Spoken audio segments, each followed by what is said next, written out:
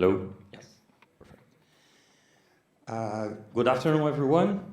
My name is Anderson Tees. I'm a co-founder of Redpoint Ventures. Great pleasure to be here.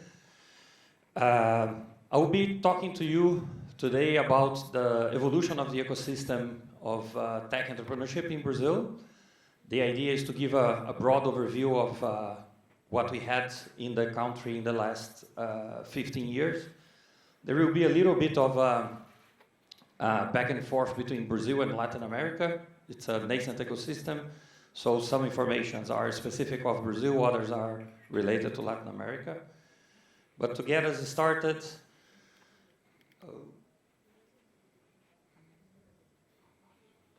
sorry for that.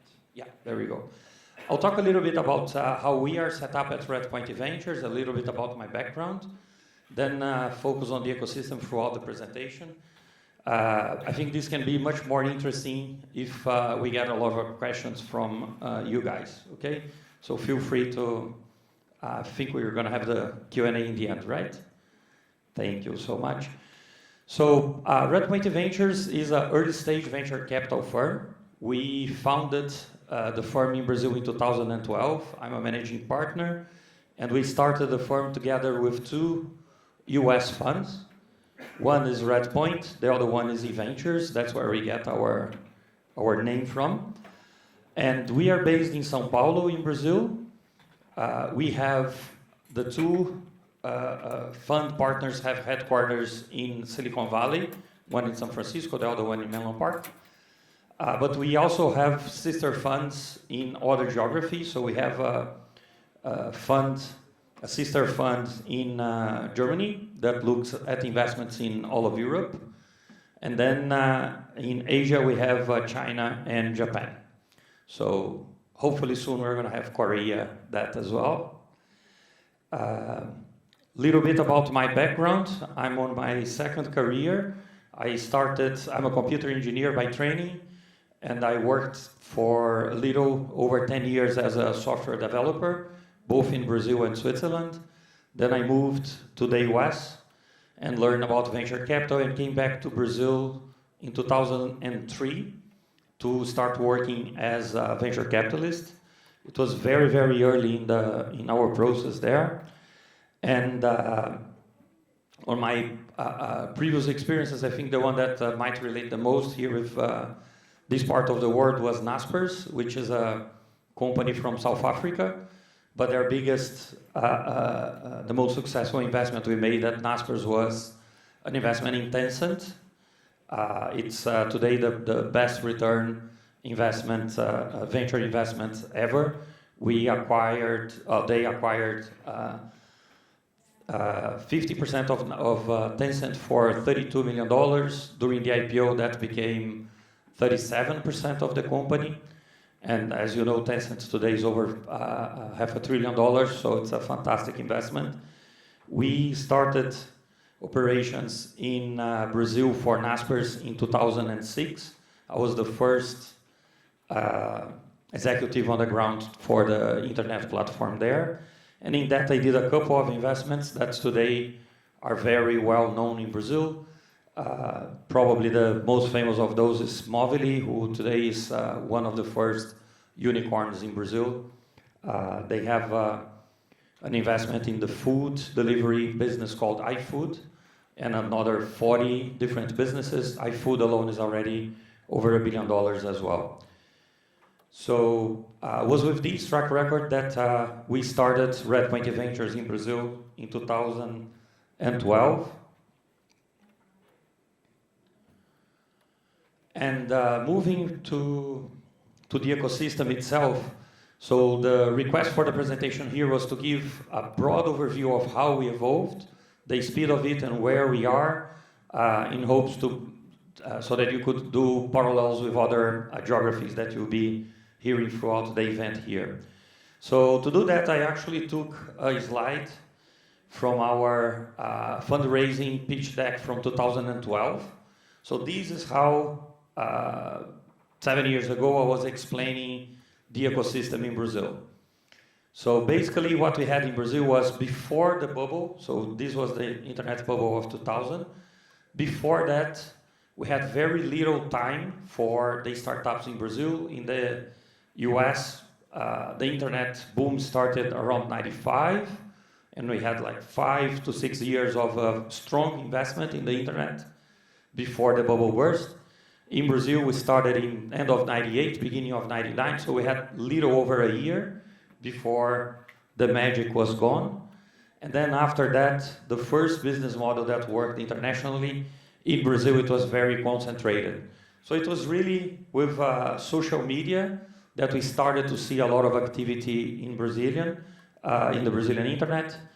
And the first business model that was with a lot of local startups was e-commerce. It started to get traction around 2008, 2009. And end of 2009, we did the acquisition. I was the investment officer who did the acquisition of a company called Buscapé, which was comparison shopping. It was $370 million. It was a big transaction after what we were calling the nuclear winter of the internet in Brazil. So this transaction was very interesting because we had a long period without any activity in the market. And then when e-commerce started to pick up, we saw this first transaction in the market. And that was in parallel, with an interesting macroeconomic development. In 2008, we had the global crisis, financial crisis, that was a big shakeup all around the world, but in Brazil it was very mild. So during this period, 2008 to 2009, 2010, we had a big boom in Brazil. A lot of attention was devoted to the market because Brazil was going well, but also because the rest of the world wasn't doing that great at the time. That's when we created Redpoint Ventures, raised our first fund. Originally we wanted to raise $80 million. We ended up raising 130 relatively easily. We got very lucky with the developments at the time. And it was the largest VC ever in Brazil, the first fund above $100 million. So it was really the beginning of a new phase for the Brazilian internet. We had a strategy to be the first venture capital fund in Brazil that had a close relationship with Silicon Valley. So we rushed to raise our fund. As I mentioned, it was slightly bigger than we expected. And what worked really well for us is that soon after we raised, we had a complete change of direction in the macroeconomy in Brazil. So we entered in a big recession that is more or less lasting until today. It's better today, but we are not in a growth phase yet. These, obviously, by the way, these are actual covers from The Economist. We refer to them as landmarks of the cycles in Brazil. And although this, as a Brazilian citizen, is a sad story from a macroeconomic perspective, it is actually a great story from a tech investing perspective. During the last 3 to 4 years, where Brazil had the worst recession ever, it has been the best cycle for tech investing ever as well. So this crisis helped us on the entrepreneurial world a great deal. We can talk about it in detail later. But basically, this is part of what we were pitching to limited partners back in 2012. We were highlighting that it was a nascent and fast-growing community of entrepreneurs.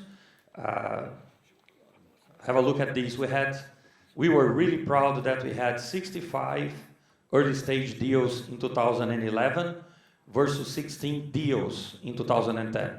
So that was how early the ecosystem was back then. And then 16 deals was considered the very beginning of a new cycle. We will come back to this number in a few minutes. Here's just to give a perspective of how the ecosystem was around in Brazil. We had very little activity. We had Endeavor, that was it's still there. It's an NGO that does a great job. Proud to be a volunteer there for many years. And very few investors, very few tech companies that started in Brazil, and absolutely nothing in terms of participation of large corporations. So what today we call corporate venture was close to zero there. Fast forward 5 years, we started to see some things, but still very early in the ecosystem. 2010, about the time we started planning Redpoint Ventures, we started to see, especially new tech companies showing up in Brazil, but other parts of the ecosystem was also developing pretty fast. Then 2015, we considered that it was the first time we had all the conditions of the ecosystem for startups to grow. So we had capital, we have service providers, specialized lawyers that understood how venture worked, and especially a large pool of investors providing capital for new companies and also follow on for the rounds that we did in around 2010, 2012. And the array of local startups started to get to maturity as well. And then that's when after 2015 is when we entered the exponential growth in the ecosystem there. Whoops.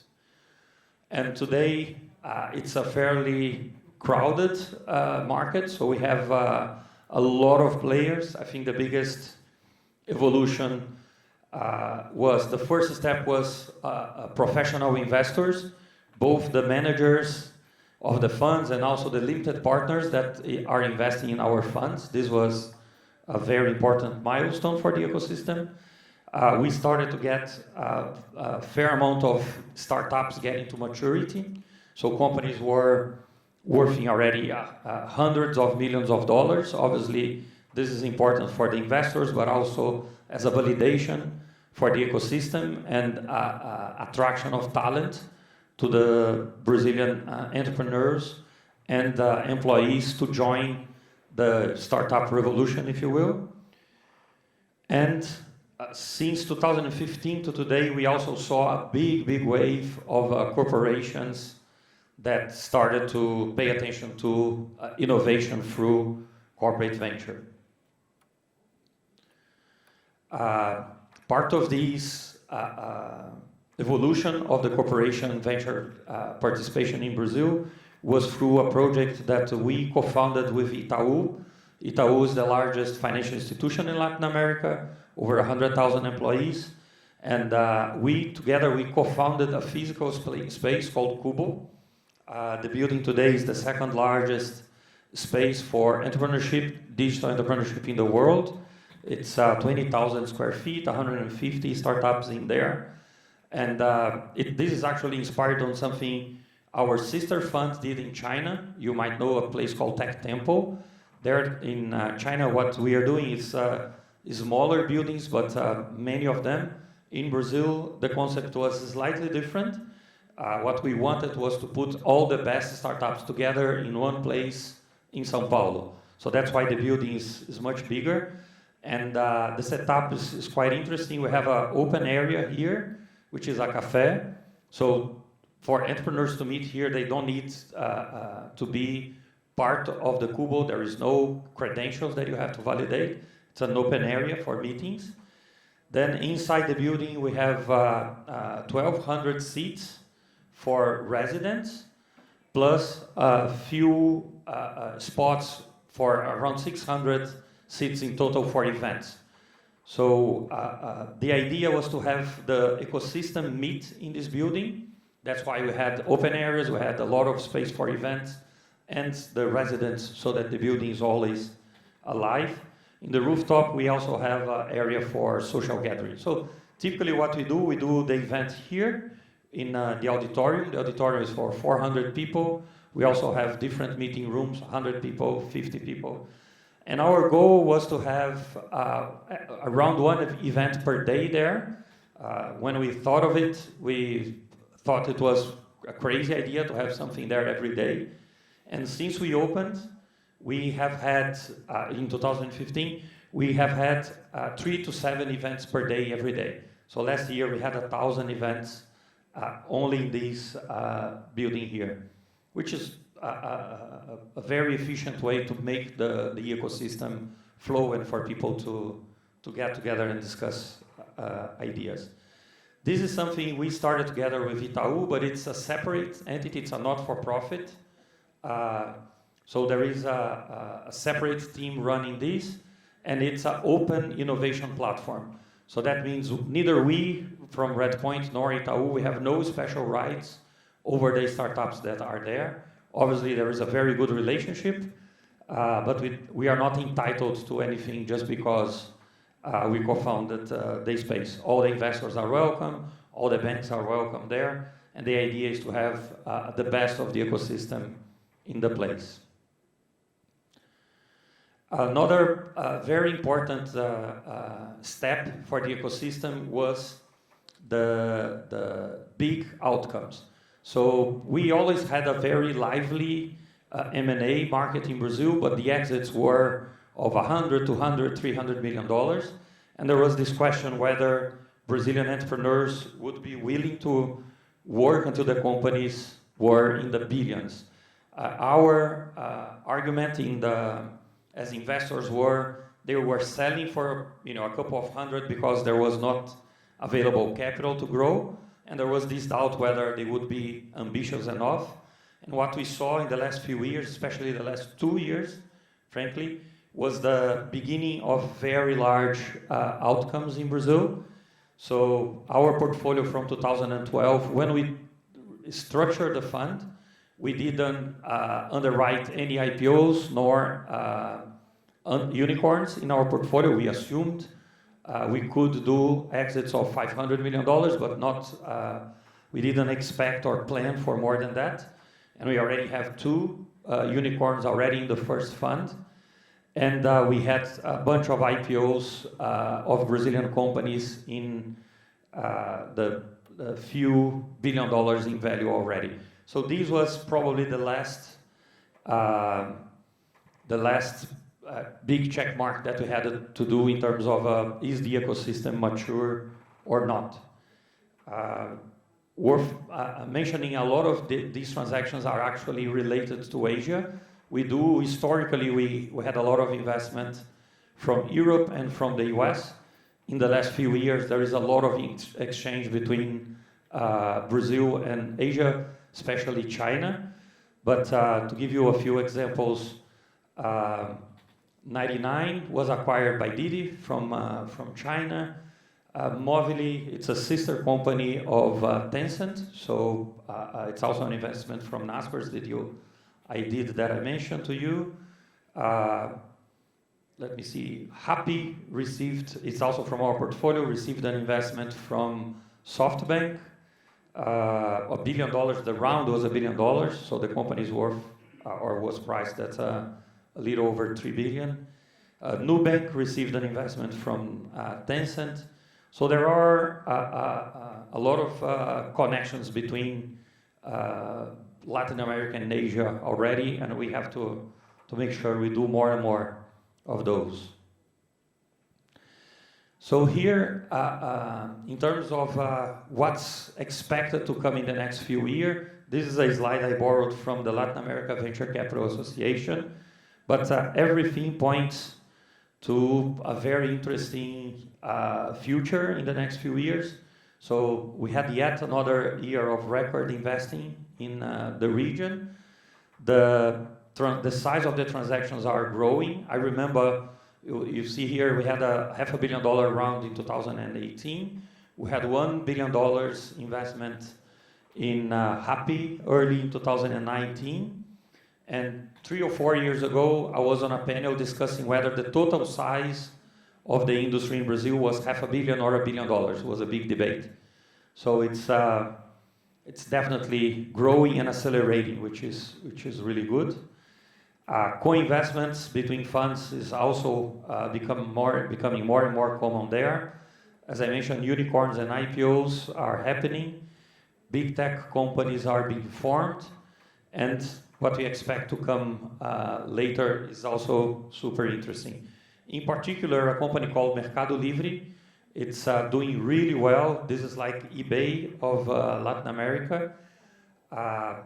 Mercado Livre today is the largest tech company. If you remove US and China, the largest one is Mercado Livre. So we start to see really big companies coming out of the region, not only locally, but in global terms. And so going back to the slide I showed in the beginning, if you remember, in 2010, we had 16 deals. Then in 2016, 6 years later, we had 17 funds. So there is a little bit of cheating here because 16 deals were in Brazil, and we had 17 funds in Latin America. But still, this is, if you think every fund will do probably 20 investments, it's a big, big growth in terms of 20 times growth in 6 years. So the acceleration was really big. 17 and 18, we had the same thing. And I can already see that in 2019, we're going to have another big, big jump. All these funds from Latin America are still active. And today we have around 20 funds being raised in Brazil. So for 2019, after we close the year, these will probably be like 50 funds here. And something that was super interesting for the region was that early this year, SoftBank launched something similar to the Vision Fund they have globally, which is $100 billion to invest worldwide. We have a local dedicated fund for Latin America. So this was a landmark announcement for the region, created a lot of excitement, and the impact of that for us, specifically for us, Redpoint, is super interesting because we are specialized in early stage. We do seed, Series A, and Series B investments, especially Series A. And then what we experienced over the last few years, recounting again the story from foundation to today, we started, when we started the firm, there was a reasonable amount of capital for seed and angel investing, very little for early stage and growth. Then when we raised our fund, we also, our colleagues, our peers, raised a decent amount of capital. So we were for some time a bump. There was capital before us, reasonable amount of capital on our stage, and uncertainty in terms of growth capital. What we saw happening later was when our portfolio from the vintage from 2012 started to mature, we had enough capital for the growth and an explosion of capital before our stage on seed and series and angel. And then with the arrival of SoftBank, instead of having organic growth, it flipped. And then now we have a lot of capital in the super growth stage as well. Rounds of 100, 200, and $1 billion of equity rounds. So today we are a little bit in the middle of a yo-yo.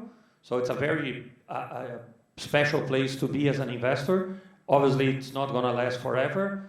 After our funds return capital, looks like it's going to be a very interesting vintage. We expect these to grow again. And then probably these will surpass, and then off we go with a spinning wheel. Because even with this setup that looks really, really promising, we are still very much early in the cycle. If we look, and this is per capita, so it's not because Brazil has a big population.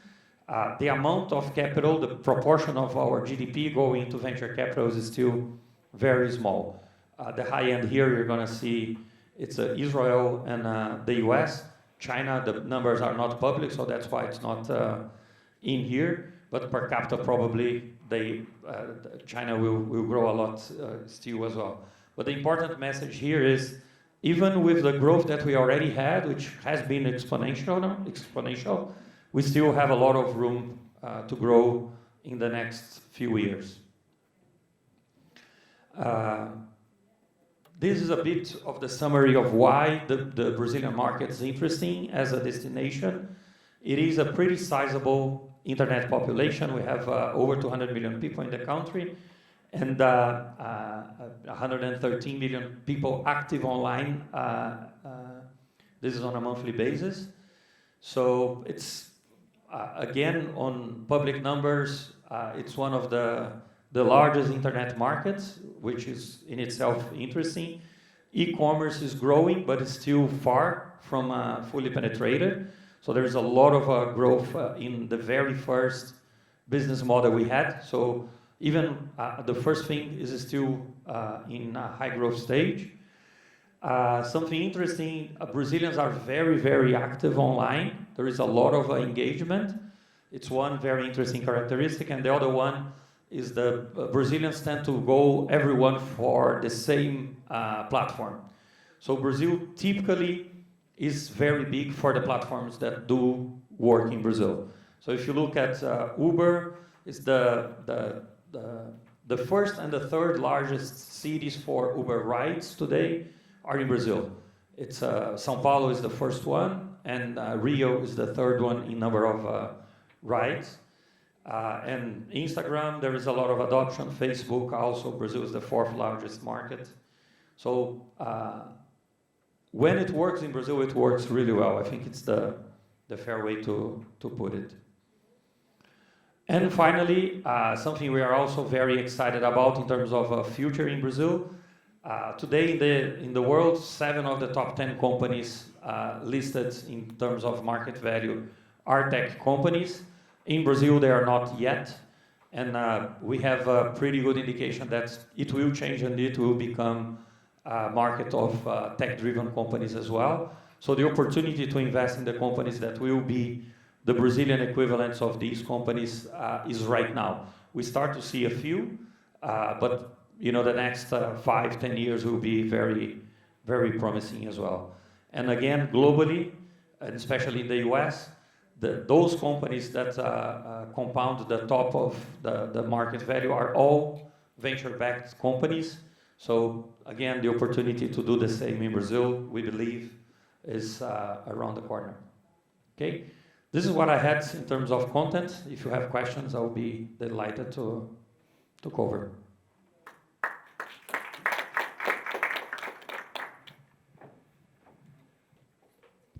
Thank you, Mr. Ortiz.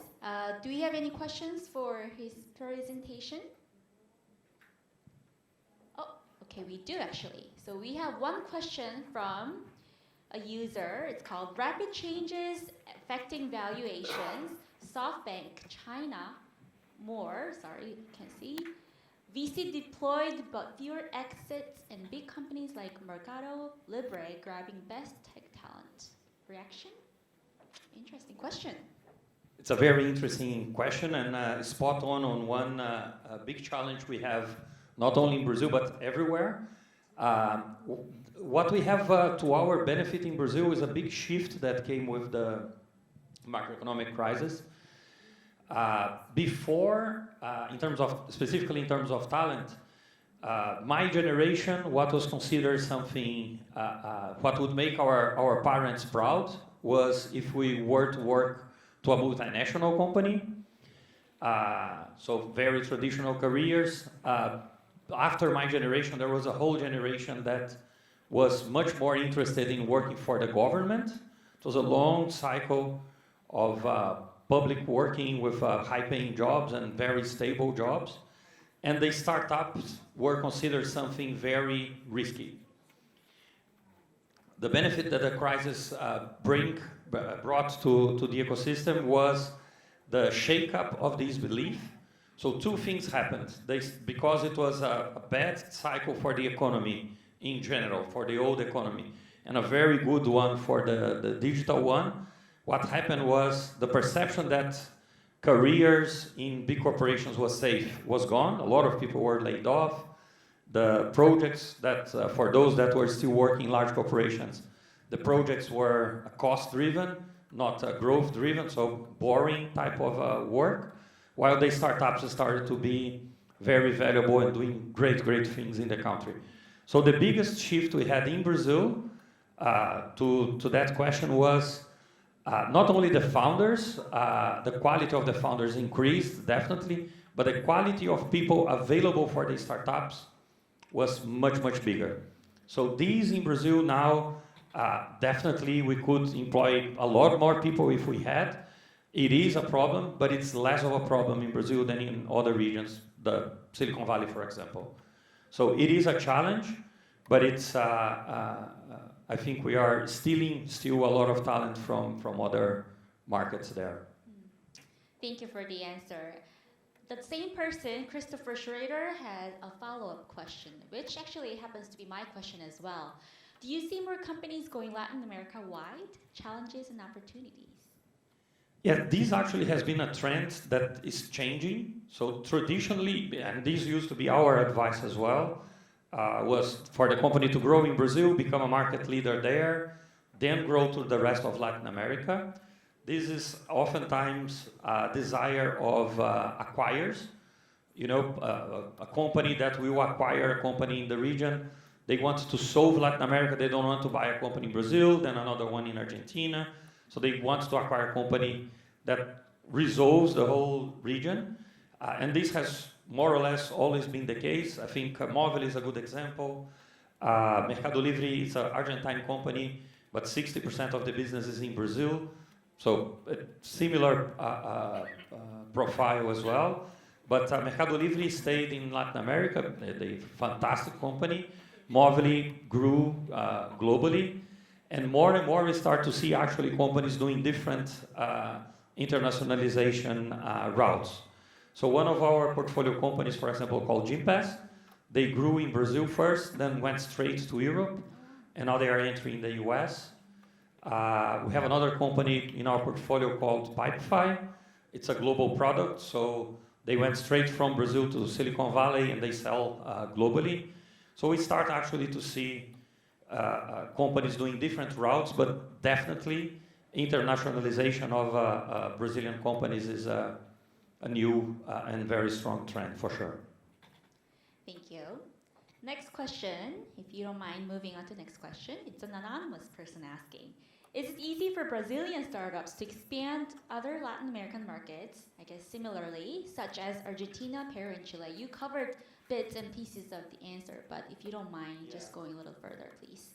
Yeah, easy, I think it's an oversimplification of it. It's not easy. It's also something that, frankly, I got wrong in the past. We tend to think of Brazil and the rest of Latin America, just because Brazil is Portuguese language and a large country.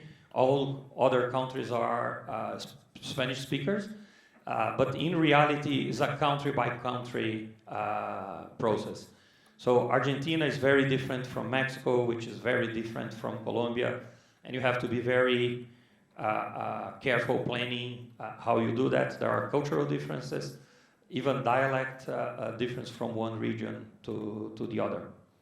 So still, the cultural differences will make a challenge. Absolutely.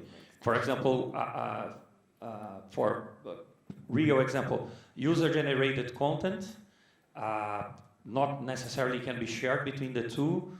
Some things that are easily acceptable in Argentina are considered too vulgar in Mexico, for example, which is a more conservative country on a relative basis. Good point. We'll keep that in mind. All right, next question. Could you share numbers and tech level of deep tech startups in Brazil? Somebody wants to start investing. Yeah, that's actually a very good question. It's not a lot, unfortunately, and I think it's a big yet there. If I get right what is meant by deep tech here, most of the startups in Brazil today, what they do is application of existing technologies. So we tend to compare a lot the ecosystem in Brazil to what is developed, for example, in Israel. We call Israel as an example of development of deep tech or raw technology. In Brazil, what we see mostly is application of technology. So, food delivery. Basically, Brazil has a deficit of efficiency, and the application of technology to substitute the infrastructure or to leverage the infrastructure available is the core of the innovation we see in the markets today. So not as much as we would like, but it's starting to happen. There is one big step that we have to do there, which is bridging university to the market. Universities in Brazil are still very much inner looking. They are not as open to helping entrepreneurs like you see, for example, in the US. It will change, but this will take a little bit more time. Right. We have a lot of other questions. Is there a question that you'd like to answer in particular? Feel free to pick one and answer if you'd like. Yeah, let's go one by one, and you do tell me how much time we have. But sure. We still got plenty, about 15 minutes or more so left. So we'll then move on to the next question. Except Vision Fund, are there many VCs focusing on later stages? Excellent question. We do have a lot of funds investing in Latin America. What I think is groundbreaking in terms of the SoftBank presence there is that they are actually setting shop in Brazil. The way we were operating before, we had a local market with local teams for early stage, and growth rounds were being done by global funds. So those funds include the best funds we know of: Sequoia, TPG, DST. All these guys are great partners and investing in Brazil, but they do these out of global funds. What I think is very special about what SoftBank is doing, it's not only the size of the fund, but the fact that they are building a very strong local team. This helps the ecosystem in general, and especially us VCs that do early stage, because it works really well in the US because you have specific funds present for every round, and in Brazil, growth was being done remotely. So I think it will be an interesting cycle. What we do expect is with the presence of SoftBank, other funds will react. I don't think they will leave the market for SoftBank alone. So we will see increased competition on that as well, which is great for the entrepreneurs. Okay, the next question. You briefly mentioned about some promising Brazil-based future tech giants. Could you name some of them and explain their field? And we'll be ready to jot down the names. Sure, absolutely. So I think Movili is a clear candidate, and Happy as well. The interesting fact about those companies is that their model is not at all inspired in something we see in the US, but it's actually similar to what we see in China. So it's the concept, both of them are disputing the concept of the super app, like WeChat that we have with Tencent in China. So these are definitely very promising companies. Stone, that it's a payment company that just did an IPO, is also a super promising company. Gympass, as I mentioned, it's from our portfolio, but the company is growing phenomenally well. Creditas, also from our portfolio, is growing a lot. It's worth today around $700 million. It's a lending business. They do complex lending, so second mortgage, borrowing against your car, and so on. So there is a lot in the fintech space that is already maturing. We expect now a lot of health tech companies to grow as well. Education is a big market for Brazil as well. So everyone has those names down, right? Mowgli, Happy, Stone, Gympass, Creditas, and healthcare/education fields. Are we happy about the answer? Perfect. Then we'll move on to the next question. He says, speak of rule of law. Some say that fintech regs there are the best in emerging markets. Digital receipts, digital tax filing, and more. Opening opportunity. Yeah, that's a great point, and it's definitely something of particular interest in Brazil. This is a global trend. It's happening everywhere. But in Brazil, what is really special is that We have a banking system that works really well. It's sometimes better than developed economies. The reason for that, though, is not very noble. It's because we had hyperinflation in Brazil. So all the systems had to work really, really well because of that. But it's a nice heritage we have there. But something that is very peculiar was the concentration of banking services. So we have over 90% of the market concentrated in 5 banks. And the regulatory agencies that are in charge of regulation and the legal framework for the startups, they have been trying to reduce this concentration for many, many years. And now they see the growth of fintechs as a very efficient way to reduce this concentration. So it's fairly unique, the level of support that startups are getting from the regulators in Brazil. To give you a true story, we had at Cubo, we had a presentation with the person in charge of the relationship with startups from the central bank in Brazil. And when he started speaking, he said, oh, you guys are bringing innovative solutions to the market, which means oftentimes you are stepping close to the regulatory boundary. We have to be careful with that, and so on and so forth. And then he said something that seemed like a very bad way to go. He said, well, to do what you guys are doing, we would need a very well-defined sandbox regulatory framework, which we don't have. So everybody was waiting for, okay, so they're going to say we cannot keep doing what we are doing. And then it was really interesting the way he put it. We don't have a sandbox, but what you are doing is super important for the country. So I'm going to propose something to you. Let's pretend there is one. So he made a joke, but basically what he said is, do your stuff, keep growing. If you are becoming too big, come and talk to us, because then we can focus and fix the regulatory framework for that. So instead of putting everybody inside a box, the principle for the central bank today is grow.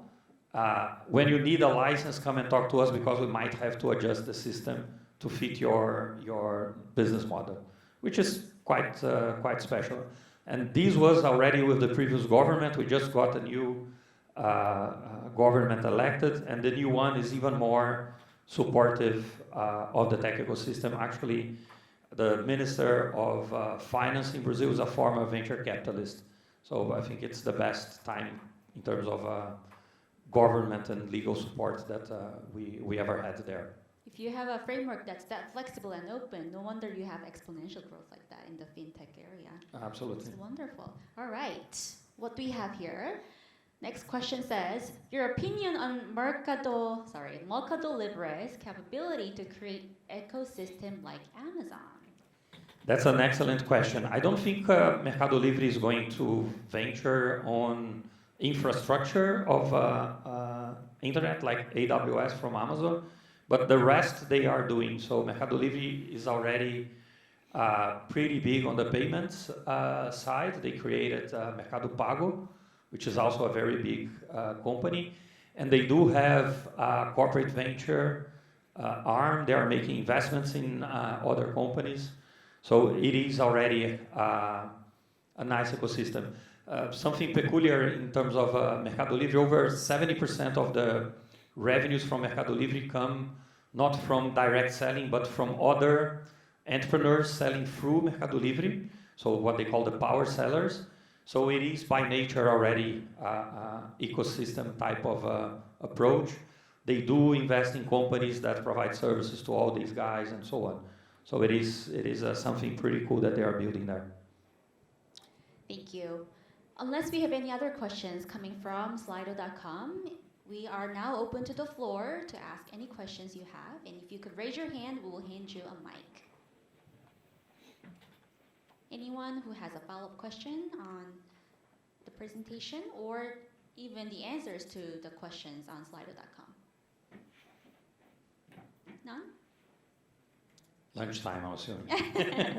I guess it is lunchtime. If you don't mind me asking one question to you. So you said a lot of companies could potentially become unicorns in Brazil. Will there be any unique challenges for unicorns, Brazilian-born unicorns, to become unicorns compared to other countries? Yeah. Depending on how you look at it, we already have 8 unicorns in Brazil. We are on the verge of having our first decacorn. So it is coming. The biggest challenge that we see today is after the company reaches a unicorn size or stage, is in terms of exit. So either there will start to happen very large acquisitions in the country, or we're going to have to develop capital markets and a better understanding of how tech is to be valued in the region. So Mercado Livre sets a very, very nice example. The multiples of Mercado Livre are very rich, but we will need to have exit alternatives for the investors in the unicorns. And I think this is going to be over the next few years as well. But most likely IPOs, that's at least our best guess today. Thank you so much. All right, thank you everyone. Then with that, we will end up the 3rd session. Please give Mr. Anderson Thies another big hand. Thank you so much. Pleasure to be here.